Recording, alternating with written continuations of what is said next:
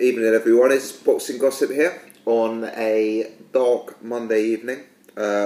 Once again, I'm suffering with a cold, as you can probably hear in my voice, so apologies in advance if I'm coming across particularly gravelly this evening, for want of a better word. Before I get into it, just a brief one. I'm thinking of setting up a Boxing Gossip Facebook page. I've had a few suggestions from people to do it. So anyone who's got any advice on how best to do that, you know, I'm not an expert on these things whatsoever, but so I set up a profile and just add friends. So I set up a group. So I set up a page. How does it work? What's the best course of action? If you know the answer, do drop me a comment. Also follow me at Boxing Gossip on Twitter. But yeah, trying to expand my social media presence in an effort to grow out the channel. Now, recently I've had a number of comments from a number of different people who watch the channel about how I rate fighters. A lot of comments about how in my videos I regularly say who's a top 5 fighter, who's a top 10 fighter, who's a top 50 fighter, who's in my pound for pound list. And I think people have often disagreed with my ratings. Yeah, I've had a few comments of people saying, like, you often say this person's rated here, but you don't explain how you get there, etc. So I wanted to talk about what goes through my head when I'm rating a fighter.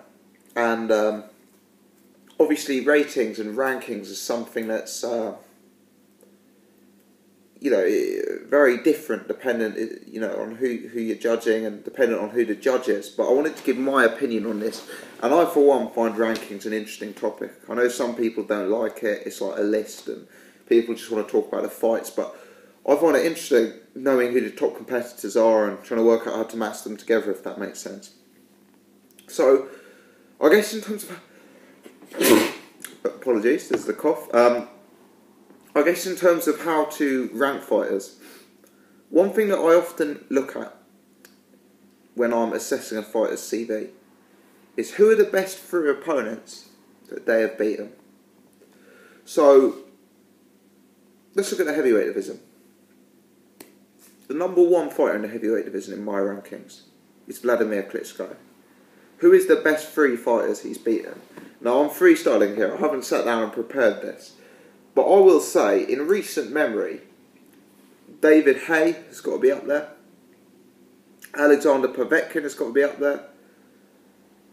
And then you could say one of Pulev, Peter, you know.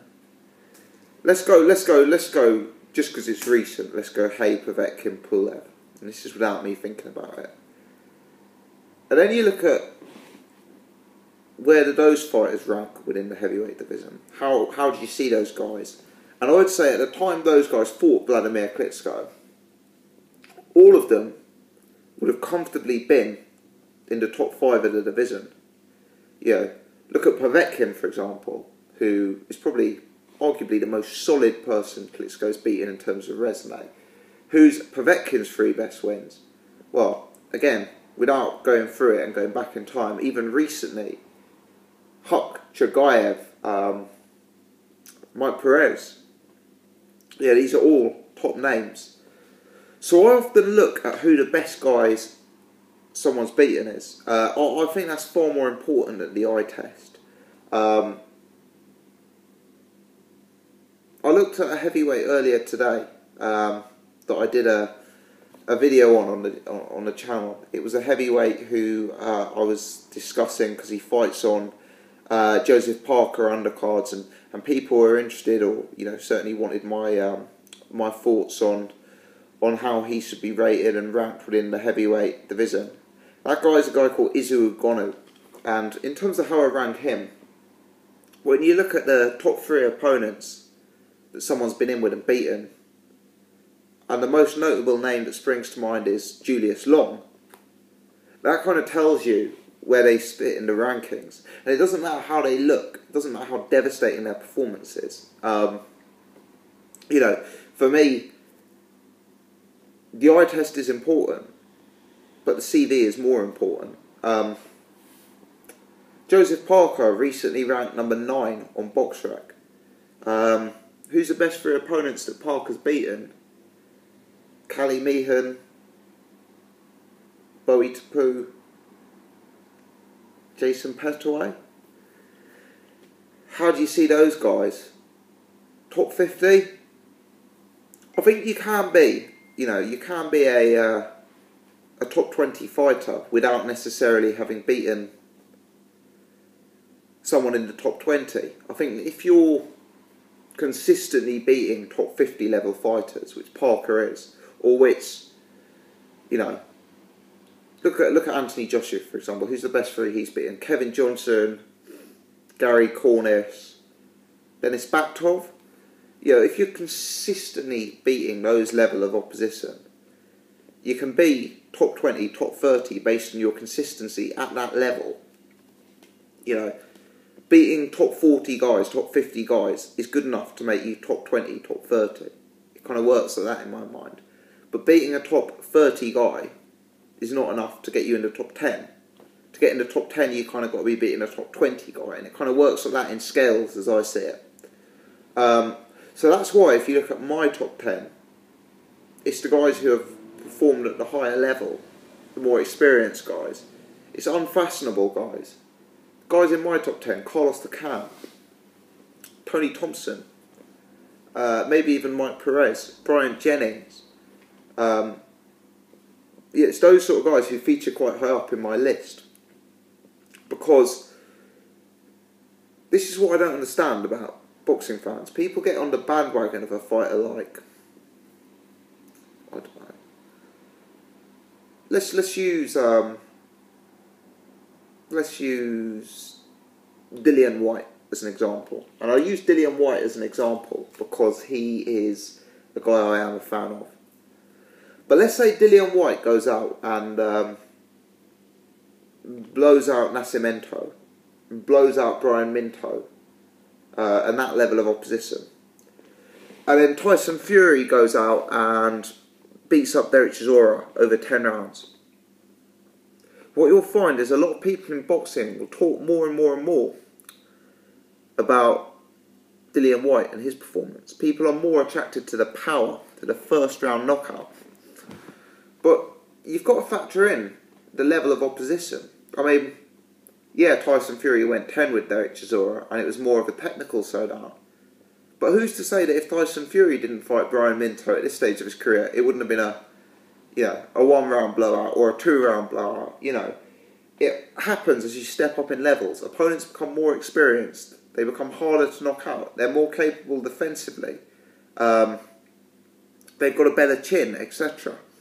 So, for me, you have this whole run of prospects going on huge undefeated streaks and knocking people out left, right and centre.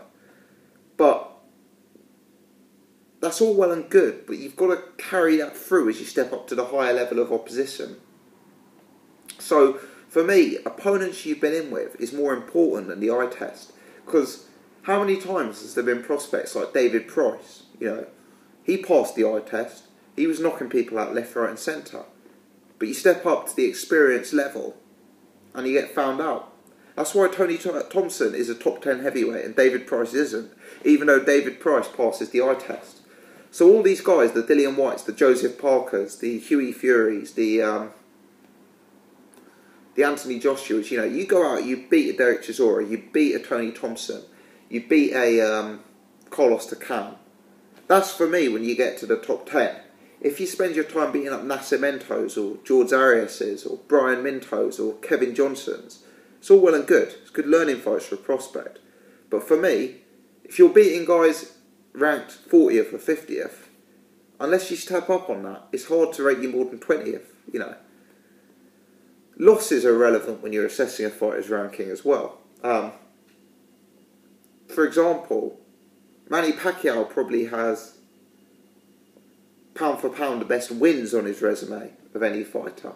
Miguel Cotto, Ricky Hatton, Oscar De La Hoya. But you've got to factor in losses. Wins alone are not enough. It's not just about what the best three opponents you've beaten. It's what are the best three opponents you've beaten and who have you lost against. Let me try and think of an example of this. I guess you could say that David Price has beaten a better level of opponent than Anthony Joshua, arguably. David Price has beaten Sam Sexton. David Price has beaten John McDermott. David Price has beaten Andre Parler. Maybe not Anthony Joshua, but David Price has certainly got a better resume than, say, Dillian White in terms of his wins, let's put it that way. But what I would say is, you've got to factor in the losses. So even though David Price's resume may be marginally better than Dillian White's, the losses he's taken, for me, do put him slightly below. So those are the things I factor in, first and foremost. These are the reasons that, until the Lemieux fight, Golovkin wasn't in my pound-for-pound top 10. He now is, because he's beaten a very good opponent in David Lemieux. But I could not have a guy who had just beaten Martin Murray, Daniel Gill and Matthew Macklin as a pound-for-pound level fighter. For me, it's a simple, almost like a mathematical question in terms of ratings. After you've done all those things, eye test comes into it. Often you'll see prospects fight the same fighters. For example, Joseph Parker and David Price both fought Irinu Bito Costa Jr. David Price struggled against him and laboured to victory. Joseph Parker looked devastating against him. If you've got form like that, I don't mind the eye test coming into play. But it's only relevant if you've got a comparable level of opponent. You